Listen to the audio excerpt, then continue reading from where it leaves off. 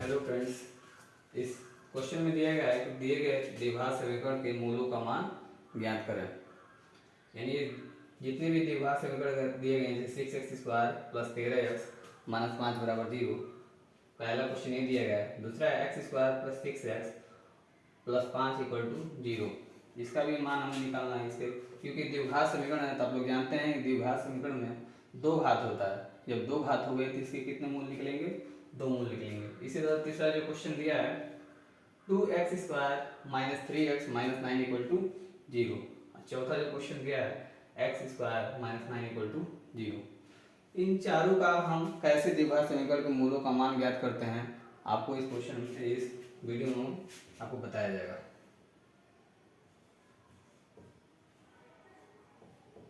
तो पहला क्वेश्चन दिया है 6x² प्लस 13x माइनस 5 बराबर 0। ऐसे प्रश्न को हम हल करने के लिए पहले हम क्या करते हैं, x² के सामने जो गुणांक है उसको हम देखते हैं और लास्ट वाला जो पद है इसको हम देखते हैं। अब इन दोनों को हम क्या करेंगे, पहला वाला जो x² का गुणांक है और जो लास्ट वाला गुणांक है इन दोनों को हम करेंगे गुणा। जैसे देखिए 6 और 5 का क्या करेंगे, इसका और इस वाले पद का क्या किया जाएगा, गुणा किया जाएगा। यानी हम मान के चलेंगे कि इस लास्ट वाला जो टर्म है यानी जो 5 है उसके जगह 5 नहीं है, क्या है, 30 है। अब 30 मान के चला जाएगा। अब यह वाला जो चिन्ह निर्धारित करता है कि हमें जोड़ना है और घटाना है, यह वाला यही वाला हमें चिन्ह बताता है कि हमें क्या करना है, माइनस करना है कि प्लस करना है। अब क्या किया जाएगा, इस प्रकार से सेट बनाइए कि दो संख्याओं का कि गुणा किया जाए तो 30 आए और घटाया जाए तो 13 आए। तो देखिए बहुत सारे सेट बन सकते हैं। 10 3 30, 10 और 3 का गुणा किया जाएगा तभी भी 30 आ जाएगा, लेकिन 10 में से जब 3 घटाया जाएगा तो कितना आ जाएगा, 7। ये हमारा सेट नहीं हो पाएगा क्योंकि हमको क्या चाहिए, 13 चाहिए। यानी दो संख्याओं का ऐसा सेट लिया जाए कि इन दोनों का गुणा किया जाए 30 तो आए, लेकिन घटाया जाए तो कितना आए, 7 आए, 13 आए, लेकिन ये वाला क्या आ गया, 7 आ गया। यानी ये हमारे लिए सही नहीं है। दूसरा अगर हम सेट लेकर चलते हैं तो 15 दूना 30, 15 और 2 का गुणा हमने किया कितना आ गया, 30, और 15 में से अगर 2 घटाया जा रहा है तो कितना आ जा रहा है, 13। यानी यही हमारे रिक्वायरमेंट के अनुसार ये वाला हमें चाहिए, क्योंकि यही सेटअप बैठ रहा है कि दो संख्याओं को गुणा किया जाए 30 आए और घटाया जाए कितना आया, 13। ये हमारा मिल गया। अब हम क्या करेंगे, x² प्लस, अब 13x को हम क्या लिखेंगे, 15x माइनस 2x और माइनस 5 इक्वल टू 0। देखिए 15 दूना 30 भी हो गया और 15 में से 2 गया कितना हो गया, 13। अब क्या करेंगे, ब्रैकेट हटाएंगे, 6x² plus 15x minus 2x minus 5 बराबर 0। अब क्या करेंगे, यहाँ 2 दिख रहा है, 6 को आप क्या लिख सकते हैं, 6 बराबर लिख सकते हैं 2 गुणे 3, और 15 को क्या लिख सकते हैं, 3 गुणे 5। अब इन दोनों में क्या कॉमन दिख रहा है, क्योंकि यहाँ क्या करते हैं, इसमें हम जोड़ा बनाकर कॉमन करते हैं, यानी वेनिस्ट लेते हैं। कॉमन लेने का मतलब ऐसी संख्याएं जो दोनों पक्ष में होती है। ये देखिए 6 में 3 भी है और 15 में भी 3 है, यानी इसमें से अगर हम कॉमन लेंगे यानी 3 ही कॉमन हो जाएगा। और देखिए क्या कॉमन लिया जा सकता है, क्योंकि यहाँ पर क्या है, x है, इसके पास एक x है, इसके पास x का स्क्वायर है, यानी इसके पास 2x है, इसके पास कितना x है, ओनली 1। इसमें से हम एक लिख सकते हैं, अंदर क्या बचेगा, आपने यहाँ से 3 ले लिया, क्या बचा 2x, और यहाँ 15 में से आपने 3 निकाले, कितना बचा 5। इसी तरह क्या करेंगे, यहाँ भी माइनस है और यहाँ भी माइनस है, तो माइनस को जब दोनों पक्ष में से हम कॉमन कर लेंगे तो क्या बचेगा, अंदर 2x, और जब आप माइनस बाहर कर लेंगे तो अंदर वाला चिन्ह क्या होता है, बदल जाता है, यानी माइनस की जगह क्या हो जाएगा, +5 हो जाएगा बराबर 0। अब क्या करते हैं, यहाँ भी 2x प्लस 5 आ गया और यहाँ भी 2x 5 आ गया। अब जो दोनों पक्ष में आ जाता है क्या किया जाता है, इन दोनों को हम ले लेते हैं कॉमन। तो देखिए यहाँ से 2x प्लस 5 ले लिए, 2x प्लस 5, तो जब यहाँ से जब 2x प्लस 5 ले लेंगे तो यहाँ क्या बचेगा 3x, और जब यहाँ से उठाकर आप यहाँ लेकर चले आएंगे तो क्या हो जाएगा -1। यानी हमारा जो दो गुणनखंड हो रहा है 2x प्लस 5 और एक 3x माइनस 1, इन्हीं दोनों गुणनखंड की मदद से हम क्या करेंगे, x का मान निकालेंगे। तो देखिए कैसे निकाला जाएगा x का मान, एक बार क्या करेंगे 2x प्लस 5 बराबर 0 रखेंगे, एक बार इसको 0 के बराबर रखेंगे। तो यहाँ से क्या करेंगे +5 इधर है, दूसरे क्वेश्चन में जाता है क्या होता है आप जानते हैं, चिन्ह बदल जाता है। प्लस क्या होगा, प्लस रहेगा तो क्या हो जाएगा माइनस में आ जाएगा, यानी +5 है इधर जाएगा तो -5 आ जाएगा। क्योंकि हमें केवल x का मान निकालना है, x बराबर क्या हो जाएगा -5/2, यानी इस द्विघात समीकरण का एक मूल हमें मिल गया है। इसी तरह हम क्या करेंगे, एक बार 3x - 1 = 0, इसको हम 0 के बराबर रखेंगे तो क्या हो जाएगा 3x - 1 इधर जाएगा तो क्या हो जाएगा +1, उसके बाद क्या हो जाएगा x बराबर 1/3, यानी हम कितनी आसानी से द्विघात समीकरण का दोनों मूलों का मान ज्ञात करेंगे। इसी आधार पे हम दूसरा क्वेश्चन, तीसरा प्रश्न, चौथा प्रश्न हम आसानी से लगा सकते हैं।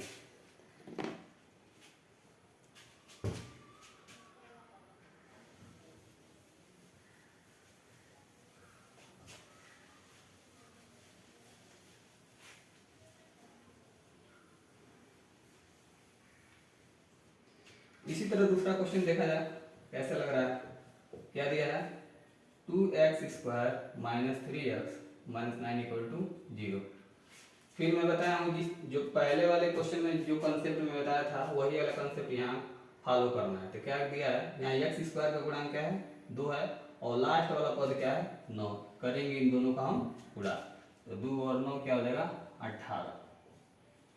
अब मान के चलिए यहाँ 9 नहीं है, क्या है 18, क्या है 9 नहीं है, लास्ट वाले पद में क्या है 18, ये वाला क्लियर हुआ। यहाँ पे 9 नहीं है, क्या है 18। अब देखिए अब यही वाला हमारा लास्ट में जो चिन्ह है यही निर्धारित करना है कि हमें जोड़ना है कि घटाना है। अब देखिए कह रहा है कि ऐसा गुणा कीजिएगा 18 आए और जोड़ घटाया जाए तो क्या है 3 आए। तो देखिएगा 9 गुना भी 18 हो सकता है, लेकिन 9 में से 2 जाएगा कितना हो जाएगा 7, और लाना में कितना है 3, यानी ये वाला हमारा गलत हो गया। अब देखिएगा 18 करने 18 भी हो सकता है, क्योंकि 18 लाने के लिए बहुत सारे तरीके हैं, लेकिन 18 में से अगर एक घटाया जाए क्या हो जाएगा 17, लाने कितना है हमें 3, यानी ये भी क्या है गलत हो गया। अब ट्राई किया जाए 6 गुणे 3, 6 3 18 भी आ गया, और 6 में से 3 घटाया गया तो 3 आ गया, हमें कितना लाना था 3, यानी ये वाला जो तरीका है, ये वाला हमने गुणनखंड का जो जोड़ा लिया, ये वाला क्या है सही लग रहा है। और क्या करेंगे 2x² माइनस, अब इसी को लेकर चलेंगे, तो चूंकि पहले माइनस लगाए इसलिए हम क्या कर देंगे ब्रैकेट लगा देंगे। अब देखिए 3x के जगह क्या लिख सकते हैं 6x - 3x - 9 = 0। अब क्या होगा, अब ब्रैकेट को क्या किया जाएगा हटाया जाएगा, तो हो जाएगा 2x² और -6x और माइनस अंदर गुणा करेगा क्या हो जाएगा +3x - 9 = 0। अब इस वाले लास्ट वाले स्टेप में हम क्या करते हैं जोड़ा बनाते हैं दो का। अब देखिएगा हम कॉमन लेते हैं दोनों पक्ष में, तो यहाँ 2 है, यहाँ क्या है 6 को आप क्या लिख सकते हैं 2 गुणे 3, तो यहाँ पे 2 मिल रहा है, 2 के पास क्या है 1 गुणे 2, यानी यहाँ पे भी 2 है और ये यहाँ पे भी 2 है, यानी दोनों पक्षों में 2 हमें कॉमन दिख रहा है। तो 2 को ले लेंगे बाहर, यहाँ भी x दिख रहा है और यहाँ भी x है, तो ले लेंगे x को भी कॉमन, अंदर बचेगा x - 3, क्योंकि आपने यहाँ से 2 ले लिए, क्या बचा 3 बचा। इसी तरह यहाँ कॉमन क्या कॉमन दिख रहा है, यहाँ 3 है और इसके पास 9 है, तो 9 को आप लिख सकते हैं 3 गुणे 3, और 3 को क्या लिख सकते हैं 1 गुणे 3, यानी दोनों पक्ष में आपको 3 दिख रहा है, यानी 9 में क्या है 3 गुणे 3 है और 3 में क्या है 1 गुणे 3 है। तो दोनों पक्ष में जब यहाँ से आप 3 ले लेंगे तो अंदर क्या बचेगा केवल x बचेगा, और 9 में से आपने 1 3 निकाल लिया तो क्या बचा खाली 3 बचा बराबर 0। अब क्या करेंगे यहाँ भी x - 3 हो गया और यहाँ भी x - 3 हो गया, तो क्या कर लेंगे दोनों पक्ष में हम कॉमन कर लेंगे। जब कॉमन किया जाएगा तो अंदर क्या बचेगा, आपने यहाँ से x - 3 ले लिया तो क्या होगा 2x, और यहाँ से आपने x - 3 उठाकर यहाँ कर दिया, क्या बचा +3 बराबर 0। यहाँ से इस द्विघात समीकरण का 2 गुणनखंड निकलेंगे, इन गुणनखंडों की मदद से हम क्या करेंगे हम तो दोनों मूलों का मान ज्ञात कर लेंगे। x माइनस थ्री बराबर जीरो, एक बार इसको जीरो को लेकर चलेंगे तो x बराबर क्या हो जाएगा, माइनस इधर जाएगा तो प्लस थ्री हो जाएगा, यानी एक मूल निकल गया प्लस थ्री। और दूसरा क्या करेंगे, 2x प्लस थ्री बराबर जीरो दिया है तो क्या करेंगे, 2x प्लस थ्री इधर आएगा तो माइनस थ्री हो जाएगा, यानी x बराबर आ जाएगा माइनस थ्री बटा दो।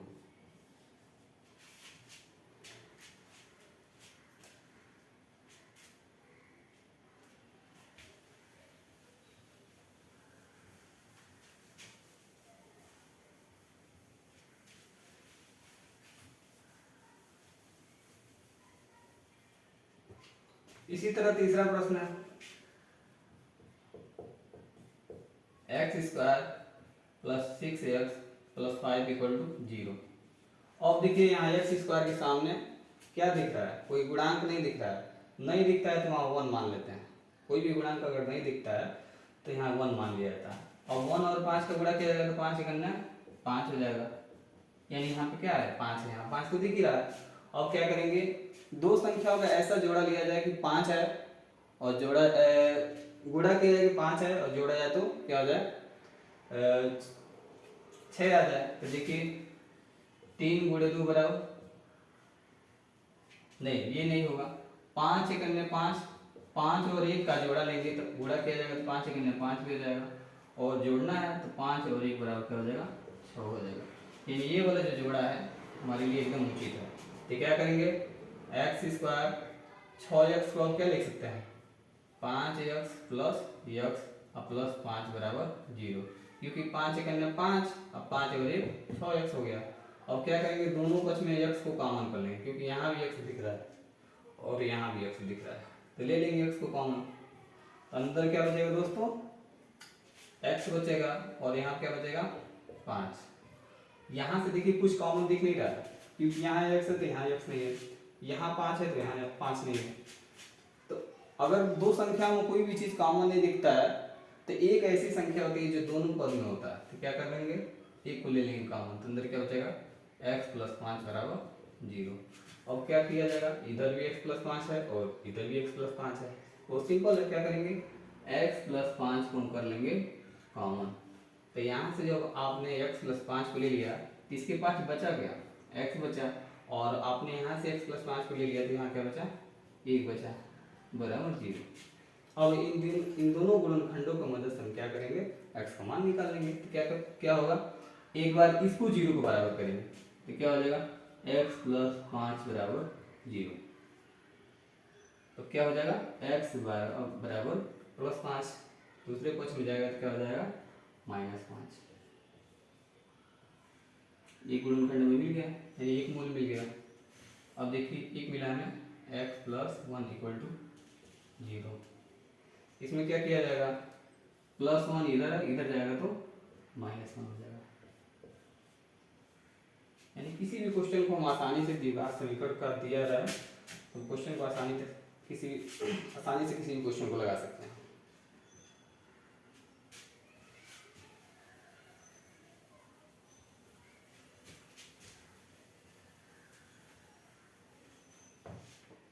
तीसरा क्वेश्चन दिया है एक्स स्क्वायर, चौथा है x square minus nine equal to zero. अब देखिए इस क्वेश्चन को हम क्या करेंगे, a square minus b square के रूप में लिखने का प्रयास करेंगे। तो देखिए क्या हो सकता है दोस्तों, एक्स स्क्वायर, नाइन को आप क्या लिख सकते हैं, नाइन की तीन किसका वर्गमूल होता है, वर्ग होता है, तो तीन का वर्ग होता है, क्योंकि नाइन को आप जानते हैं, आप तीन का वर्ग इसको लिख सकते हैं, क्योंकि तीन का स्क्वायर कितना होता है, 9 होता है। तो देखिए ए स्क्वायर अब माइनस किससे हो गया, बी स्क्वायर। इसका फार्मूला क्या होता है, अगर ए स्क्वायर माइनस बी स्क्वायर होता है तो उसका जो फार्मूला होता है, एक ब्रैकेट में होता है ए प्लस बी और एक ब्रैकेट में होता है ए माइनस बी। वो सिंपल है, क्या होगा, ए स्क्वायर माइनस बी स्क्वायर बराबर ए प्लस बी ए माइनस बी द्वारा, यही हम फार्मूला का यूज कर रहे हैं। तो देखिए एक्स स्क्वायर माइनस थ्री का स्क्वायर जो दिया है तो क्या हो जाएगा, एक्स की जगह क्या दिया आपका, ए की जगह दिया आपका एक्स और बी की जगह कितना दिया है, 3 दिया है। तो एक ब्रैकेट में x प्लस 3 कर लेंगे और एक ब्रैकेट में x माइनस 3 कर लेंगे, यही हमारा आंसर है। अभी देखिए इसमें कुछ बाकी हैं। अब देखिए x प्लस 3 आया और x माइनस 3 आया, हमें तो गुणनखंड तो नहीं निकालना है ना, द्विघात समीकरण के मूलों का मान निकालना है। तो क्या करेंगे, एक बार इसको 0 के बराबर लेके चलेंगे तो x प्लस 3 बराबर हो जाएगा 0, यानी x बराबर क्या हो जाएगा -3। ठीक इसी प्रकार x माइनस 3 इक्वल टू 0, इसको लिया जाएगा 0 के बराबर, तो क्या हो जाएगा -3 दूसरे पक्ष में जाएगा तो क्या हो जाएगा +3। इस प्रकार दोस्तों हम किसी भी द्विघात समीकरण का मान आसानी से ज्ञात कर सकते हैं। धन्यवाद।